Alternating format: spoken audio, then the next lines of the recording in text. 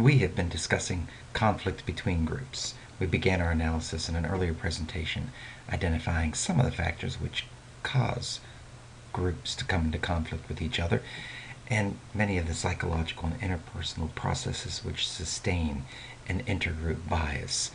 But now it's time to turn to a more optimistic topic, which is the exploration of ways to reduce conflict between groups. Our case study for the topic has been the famous Robbers Cave experiment conducted by Musafer and Carolyn Sharif and their colleagues. At the end of a week of competition, the sheriffs did have a problem. They had the Rattlers and the Eagles, the two groups that had been formed and had been brought into a situation of competition, which led to conflict between the two groups. They didn't like each other. And each time they were brought together, conflicts emerged to the point where the groups had to be physically separated from one another. They sought a means to reduce that, to resolve that conflict through their experimental intervention.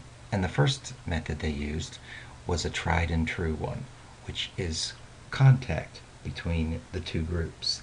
The idea being that if group members could interact with each other in relatively peaceful circumstances, then they would learn more about each other, that would abandon some of their biases, some of the causes of conflict would drop away, and the groups would be able to live together more peacefully. The idea of contact, sometimes described as the contact hypothesis, is the reason why, for example, the initial reason for the Olympics, to bring together two countries, many countries in friendly competition, and that will reduce international conflict.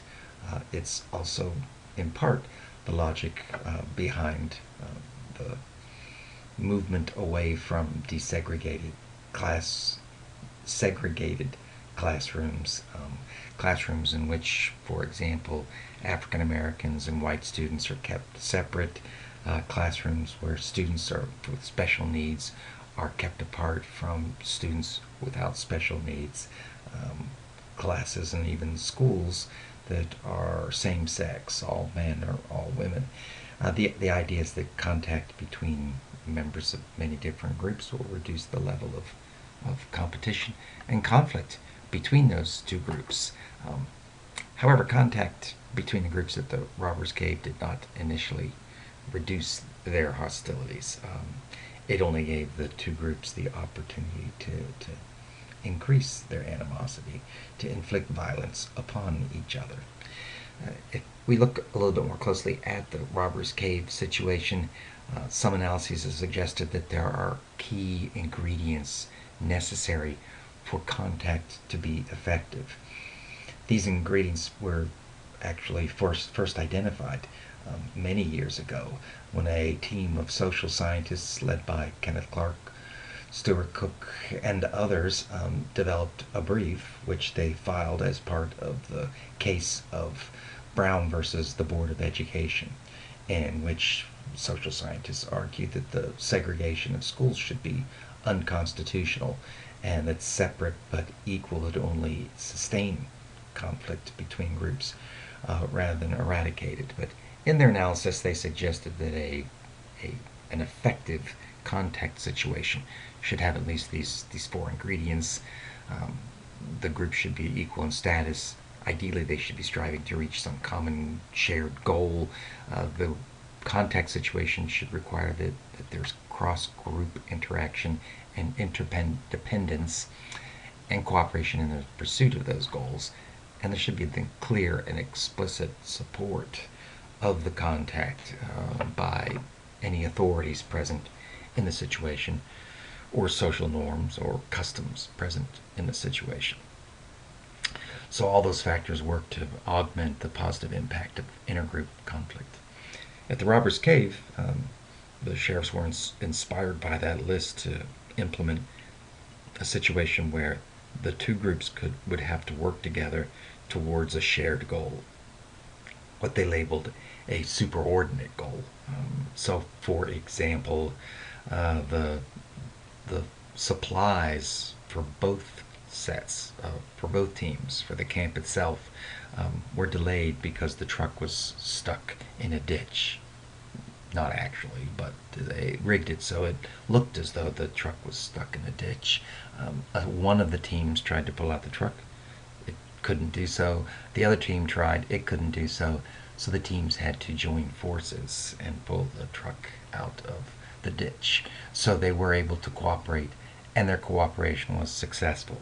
There's a footnote that if groups combine their efforts in the pursuit of superordinate goals, but they failed to reach those goals, then probably that contact situation won't end positively. So we are speaking of successful cooperation.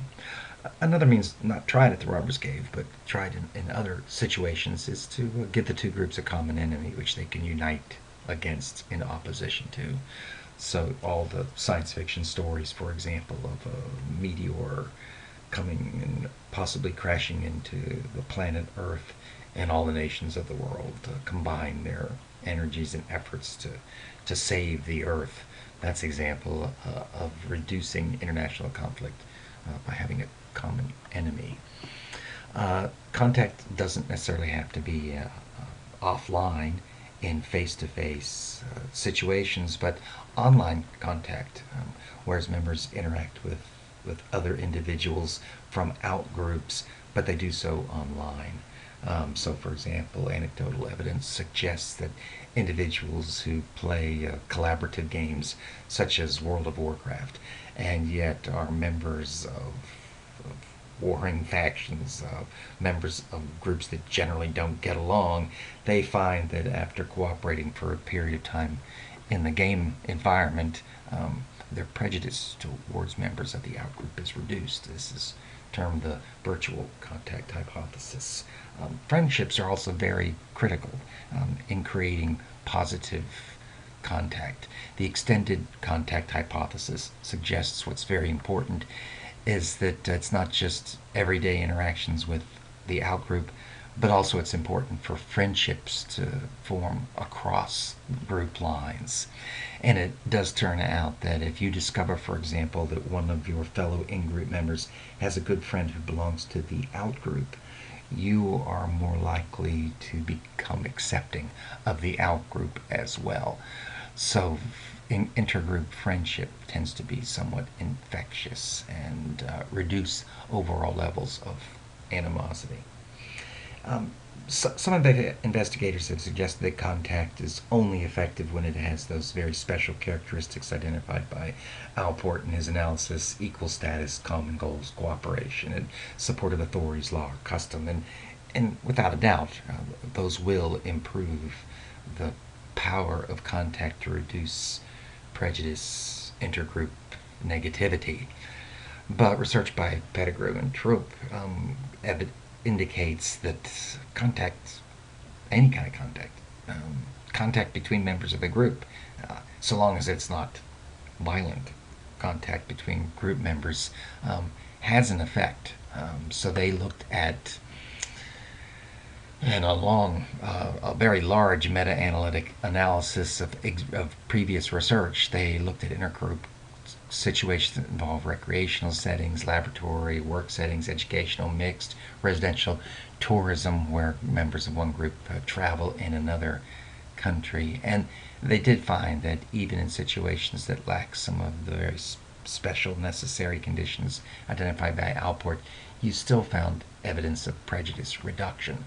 The lowest level of reduction was for travel and tourism. The highest was recreational, in which individuals take part in positive experience with others. So the correlation between contact and prejudice reduction was 0.3 in their analysis. Going beyond contact between the members of groups to reduce intergroup negativity, to reduce prejudice, there are also psychological, cognitive interventions which can be undertaken to reduce prejudice. And those include decategorization, recategorization, and cross-categorization. So decategorization would be to break down the groups and to reduce, probably in consequence, the extent to which individuals categorize each other and perhaps even identify with the group. Recategorization is particularly important in the common in-group identity model, where individuals adopt a new category which includes members of the outgroup. Cross-categorization stresses the idea that each one of us belongs to multiple groups, and that we can recognize that although the individual we're facing may be a member of an outgroup at one level, they're an in-group member when we recognize our multiple groups and multiple classifications. Other research suggests that even though individuals are often aware of the content of stereotypes, they don't necessarily have to apply those stereotypes in their perceptions and judgments of other people. So it is possible to control stereotype thinking. Another cognitive approach is to encourage individuals to forgive members of the other group, and forgive outgroup members altogether. In research which I've conducted with some of my colleagues on forgiveness, we investigated 9 factors which are associated with the effectiveness of intergroup forgiveness. Some of those factors were affective ones, so for example, the development of empathy for the outgroup, the reduction of negative emotions, including anger and fear towards the perpetrator, the outgroup member, the degree to which the outgroup expresses explicitly guilt, recognizes what it's done, and expresses collective guilt about its previous behavior and mistreatment of the in-group. Cognitive factors include trust, the extent to which the in-group continues to feel as if it is a victim, and whether or not the out-group has made amends through expressing remorse, offering reparations, apologizing. And lastly, some situational factors are also important, such as the extent to which individuals continue to identify in a strong way with the in-group, and whether or not there's a possibility of cross-categorization so members can identify with the outgroup as well. Example of this might be specific European countries that can adopt the model that they're all part of the European Union, and the extent to which there's continued contact between members of the group.